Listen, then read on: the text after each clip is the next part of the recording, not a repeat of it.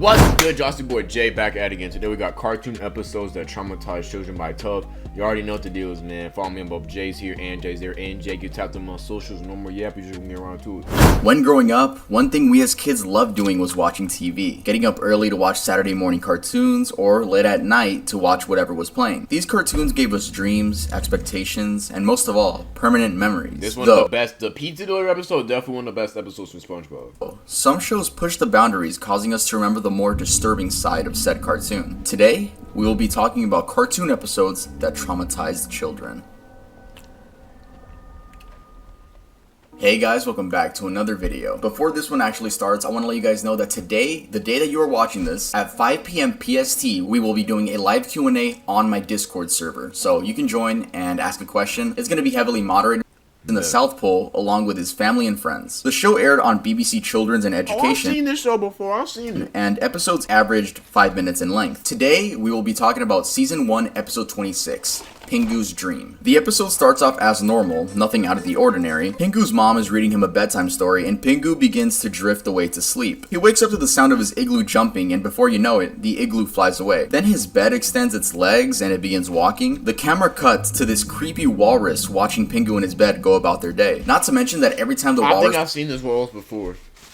I've definitely seen this in like memes and shit. Pops up, these synths are played, it just gives you some uneasy feeling. What's up with things involving walruses being creepy? Like, what the directors keep showing the audience how the walrus is just watching Pingu. Yeah, I ain't gonna lie, as a kid, I wouldn't be freaked out by this, but this would definitely be like, what is this? Like, I'd be confused. Eventually, the walrus makes his introduction. And you know how the directors made this already creepy character make his introduction to children? This is how. I ain't gonna lie, compared to some of the other shit, this light work. I ain't gonna lie, this light work, bro. Human teeth still nasty as shit, though.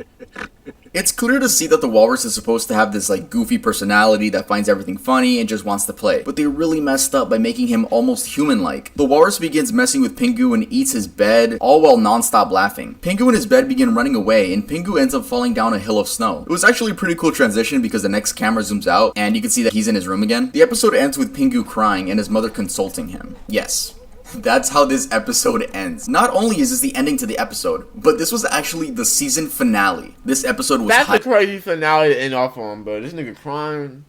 Highly controversial and was eventually banned from television due to the giant walrus being too scary and unsettling for many young viewers. The creator Otmar Gutman actually used the same walrus model in a German short film he made years prior. This caught me off guard because the voice he used for the walrus is so unexpected. Here, I'll just play the clip. Dass wir unsere Kundschaft ernst nehmen, das zeigt sich durch Produktgestaltung. It's just the fucking teeth, bro. I don't like the human teeth shit. I don't like it, man. Teeth is ugly. Yeah, let's move on. Let's move on the list.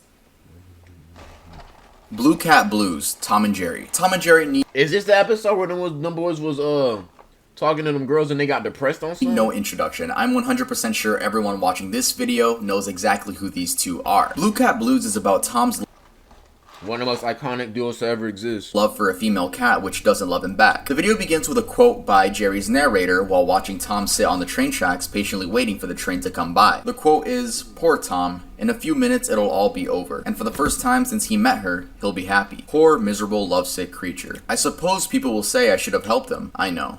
But it's better this way." Talk about a kid's show getting dark. Throughout the episode, we see just how much Tom is in love with this cat, and how he is overthrown by another cat by the name of Mr. Butch. Stop chasing, my nigga.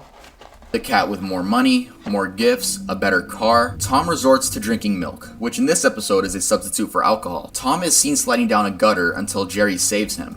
Yeah, even Jerry was like, "Hey, my nigga, I know we be rivals, we be fighting and all that, but I can't have you like this, bro.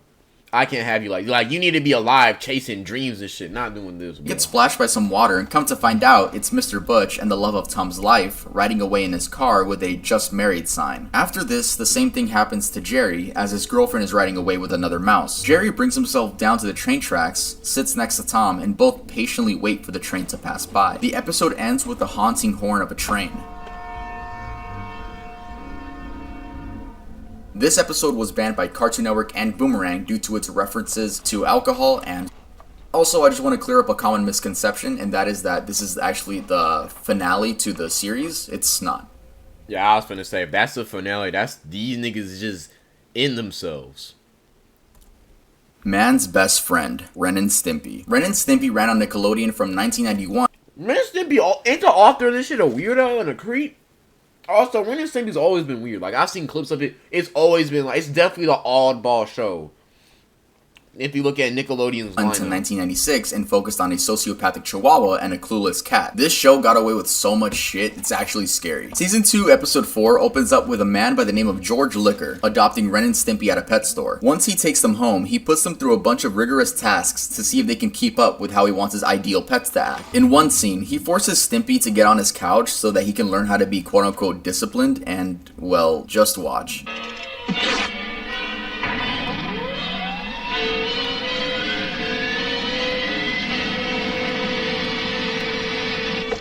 That's a good boy. I have no idea how Nickelodeon let this show air in the first place. Eventually, George says that his pets need to learn how to attack. They were just letting anybody. I ain't gonna lie, Nickelodeon. They were just letting anybody on the team, bro. But I ain't gonna lie.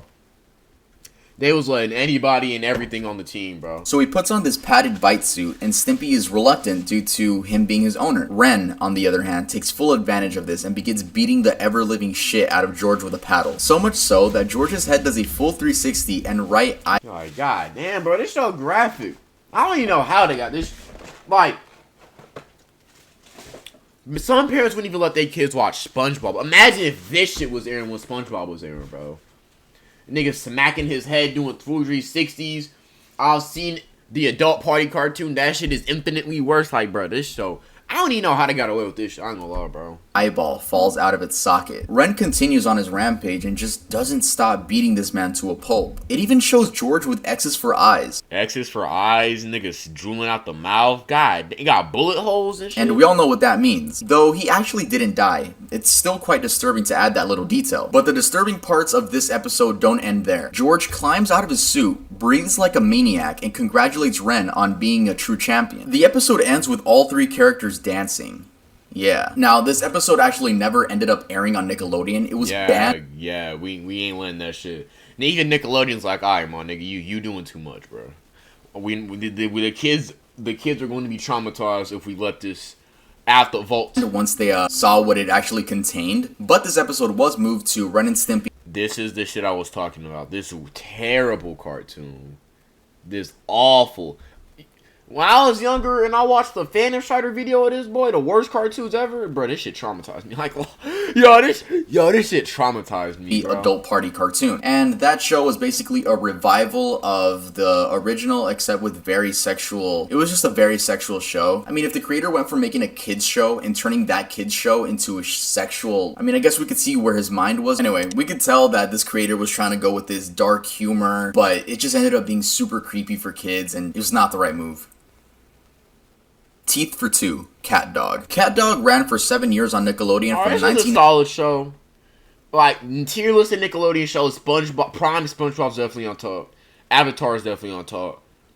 Rocko's Modern Life was a good, that's solid. This show was alright. It was 1998 to 2005. You may recognize Dog's voice since it's Tom Kenny, SpongeBob's voice actor. Teeth for Two is actually a fun concept for an episode, where whenever one of them does something, the other one feels it. Except it revolves around teeth. Look, I hate the dentist already. Yes, I do go, but just the fact that there's drills in your mouth, pause, nah bro, I just hate everything about the dentist so much. Anyway, the dentist tells them that the food they eat affects the other's teeth, resulting in Cat's teeth to become brown and withered. Cat tries to convince Dog to start eating healthy, but then turns into a battle seeing who can do more damage to the other's teeth. Cat chews on ice, and Dog chews on foil. Later that night, Dog is asleep and Cat attempts to brush his teeth. He is unable to do so because of all the food in his mouth. So what's the next best option? That's right, traveling inside of their own body to come out as an inside-out cat out of Dog's mouth.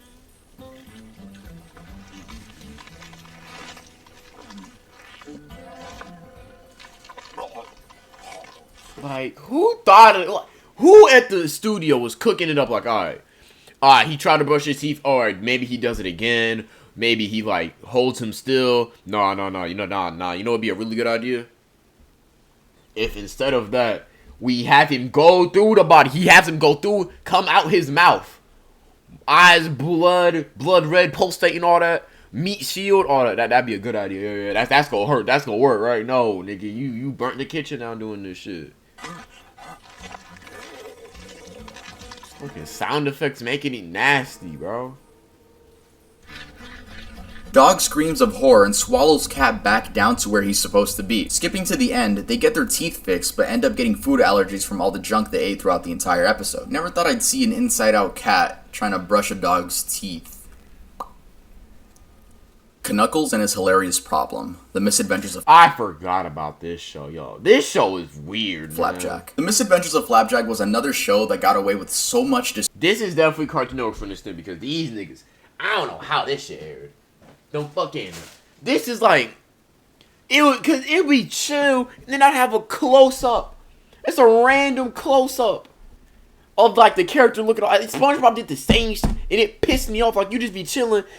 Random ultra detailed close up of the character's face, bro. disturbing shit. Personally, as a kid, I loved it just because it was so gross and I thought that was so funny back in the day. I remember pausing it at those funny still frames This of shit like I was talking about, them fucking still frames. Traumatizing niggas. Traumatizing kids and all that. really detailed zoomed in pictures of the characters' faces. Anyway, season 2, episode 4 is Knuckles and his hilarious problem. This episode is about addiction. More specifically, Knuckles' addiction to candy, which has the effects of alcohol. From feeling warm and happy, angry at the world, to depression. The next morning, after Knuckles ingests a bunch of candy, Flapjack realizes I that can't even eat candy like that, bro. My stomach would start hurting if I eat too much of that shit. Knuckles has become addicted to the candy. So much so that he hallucinates, sees Flapjack as a lollipop, and tries eating him. Next, Knuckles begins manipulating Flapjack and tells him that he's just fine and he can trust him. Though this only leads to 2 candy rampages where he steals from homes, babies, and a gumball machine. Then we go to this depressing scene showing just how this candy addiction has left Knuckles. Getting kicked out of the candy trough, being used as a doormat, and taking any bit of candy he can get, even if it's from a stranger's mouth.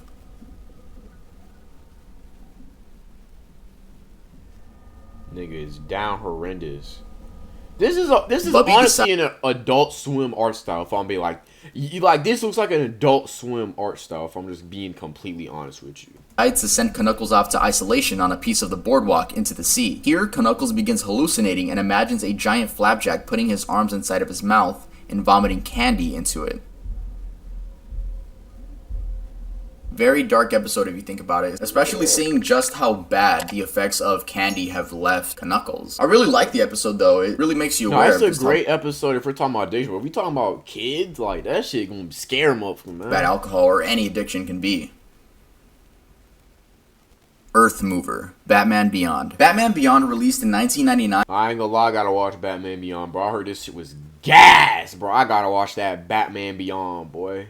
And aired on Cartoon Network and WB Kids. Today we're going to be talking about Season 1, Episode 15, aka Earth Mover. We start with this teenage girl by the name of Jackie hanging with her friends, one of which is Terry McGinnis, aka the Batman after the original Bruce Wayne Batman. She explains that she's been feeling like she was followed and watched by someone. Soon after that, Terry sees a mysterious figure outside through the window. A chase begins, but the figure isn't caught. The next day, Jackie's adopted father gives all 3 of them a ride, but first he says he wants to show them something. That being a piece of land he plans on buying and placing a factory on. An earthquake happens, and again, there was another fight scene. After this, Bill, her adopted father, explains that he thinks it might be Jackie's real father looking for him. He tells the story from many years ago, and while he was trying to dump toxic waste into an abandoned mine shaft, the wire pulling up the container got stuck on a piece of wood and resulted in the entire mine shaft collapsing in on itself. Jackie's father was at the bottom and ended up being crushed by the debris. Not only that, but was covered by the toxic waste. Damn. Everyone assumed that he died instantly, and Bill felt so bad that he ended up adopting Jackie, who was only a kid at the time. Fast forward into the episode, and the Earth Mover has trapped both Jackie and Bill underground. During this scene,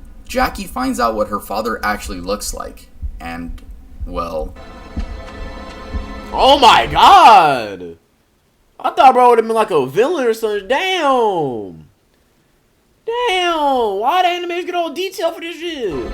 So like the text was saying, I can't show too much due to a copyright claim, but basically, Jackie is horrified seeing that this is her father. I mean, who wouldn't be? Look at the way they drew it. Yeah, that's basically the scene in a nutshell. I mean, even listen to that voice. It sounds like he's struggling to get his words out. He seems to think that Bill betrayed him and left him to die so that he didn't have to split the revenue with a partner. He also sees Bill adopting Jackie as her getting stolen from him. I mean, bro, what else do you want me to do, bro? It was an accident. Like, what do you want me... Nigga, look at your condition, my nigga. You were covered in toxic waste. We're not Superman. We can't save you in that condition, my nigga.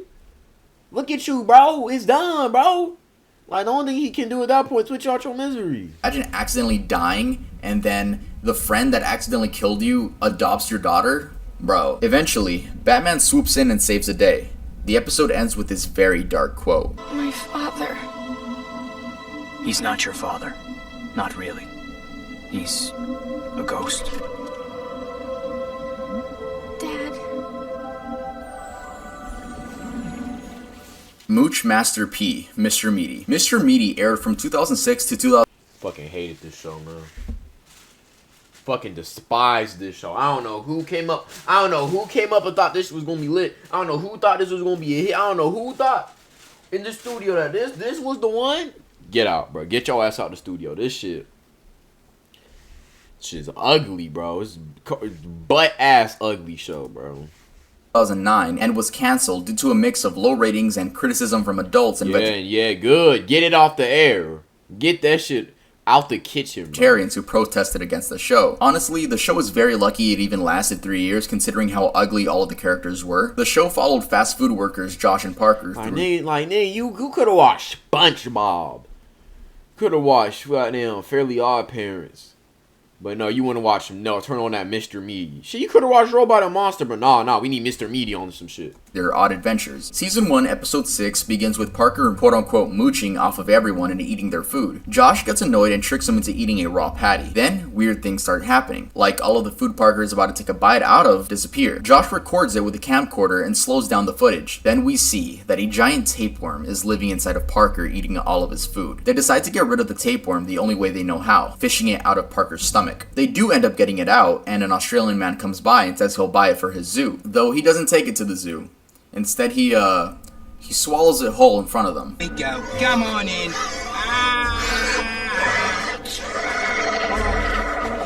Yes, this is why your show got banned, nigga. This is why we got rid of your shit.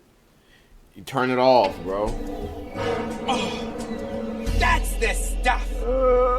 And says she tickles on the way down. Wow. Okay. Yeah, go ahead and get that show up out of here, man. Oh, everyone knows this. King's Ramsay's Curse, bro. I ain't gonna lie.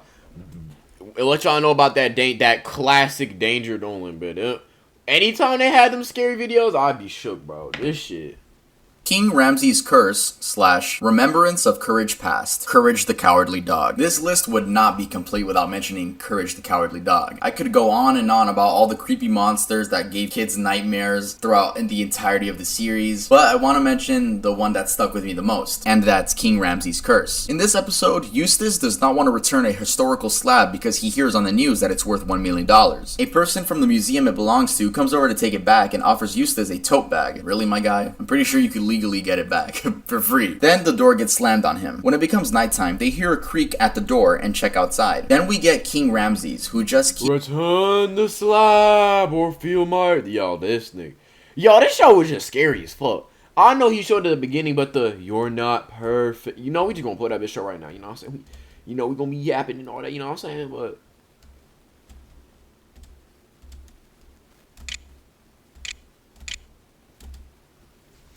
Nah, bro, that shit is scary, bro. That goddamn Courage was one of them cartoons, dog. I'm not even gonna lie to you, like.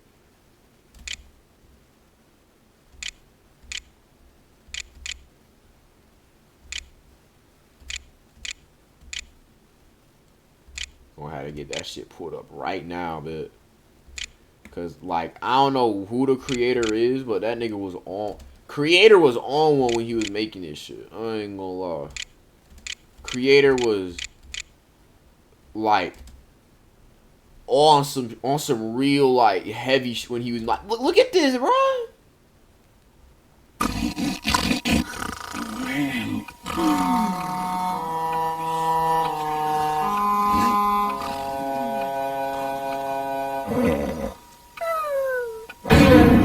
And they got the fucking sound effect too, man. You're not perfect. Like, bro. Alright, my God. Yo. Let me leave. Hold on. Shit.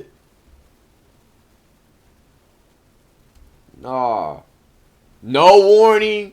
No nothing. No warning. No, none of that, bro. They don't give you a heads up like, hey, this gonna be, no. They just say, fuck you. Deal with this terrifying ass shit on the screen. Deal with it, little nigga. Keeps repeating, return the slab or suffer my curse. Return the slab. What? Return the slab or suffer my curse. It's just such a creepy design, and also it's a 3D model in a 2D animated show. There's so many instances of just plain creepy stuff in this cartoon, but that's what gave it its charm. I feel like Courage the Cowardly Dog definitely let young kids know whether they like the horror genre. So, shout out to Courage the Cowardly Dog for that. I also want to talk about another episode called Remembrance of Courage Past, which is actually the second to last episode of the entire series. This episode is about Courage's parents, which sadly got taken away from him at an early age due to an evil veterinarian. This veterinarian puts Courage's Fuck this nigga.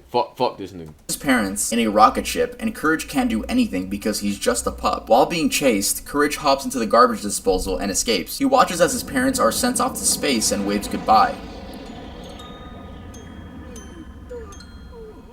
We see how Courage is adopted by Muriel and why she decides to name him Courage. Meanwhile, in the present day, the same thing is about to happen to Muriel and Eustace, but luckily, Courage is able to save the day and send the veterinarian to space this time. In space, he finds himself with all the other dogs he has experimented Yeah, they finna jump your ass. on, including Courage's parents.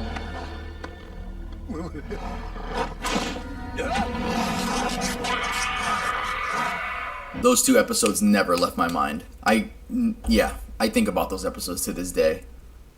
Jurassic Bark, Futurama. This is a little bonus I'm throwing in. The reason I'm throwing this in as a bonus is because one, Futurama wasn't really made for kids. It was a show for young adults. And two, I don't think this episode traumatized anyone. It was just incredibly sad. And if you're a fan of Futurama, Ain't you this already the know episode where the dog, where you waiting for where the dog was waiting on his owner, he never what I'm pulled talking up? about. This episode, Jurassic Bark, was the hardest one to rewatch for me. This episode is about Fry's old dog from 1997 named Seymour. In case you guys don't know, Futurama takes place in the year 3000, with Fry being the only person from the year 2000, since he accidentally fell into a cryogenic chamber on New Year's Day. Anyway, Fry finds Seymour as a fossil in a museum, where he then takes home to the professor. The professor explains that he can actually bring back Seymour with new technology, and so Fry begins getting ready for Seymour's return. This includes a doggy bed, a collar, and some chew toys. When the professor is ready to bring back Seymour, Bender throws his body into a pit of lava because he's jealous that Fry will have a new best friend. We get a flashback of Seymour doing everything in his Bender a piece of shit. power to find Fry. Seymour eventually finds Fry, but no one in the lab notices that Fry is in there. Even his parents, who go to pick up Seymour. Talk about frustration. Anyway, Bender jumps into the lava pit and retrieves Seymour's body. Seymour didn't burn due to the material covering his body. The professor finds out that Seymour actually lived his full lifespan of 15 years, 12 years after Fry's disappearance. So Fry decides not to bring him back simply because he doubts Seymour even remembers him, and he probably moved on with another family. But wait, here's the kicker. We, the audience, get a Damn, they got my nigga on copyright again. Nah, but we got a whole flashback, bro. Wayne off my dog, man. Yeah, this shit was sad, bro. Sadly, it did not win the Emmy. The Simpsons beat it out, which is also made by Matt Groening. So, Matt Groening, good on you. Yeah, this episode tore my heart out when I watched it. I hope you guys enjoyed that video. If you did, make sure to leave a like and make sure to subscribe. No, shout out my dog, man. This is a good vid. And like always, it's your boy Jay. Stay healthy, and stay blessed. And I'm out.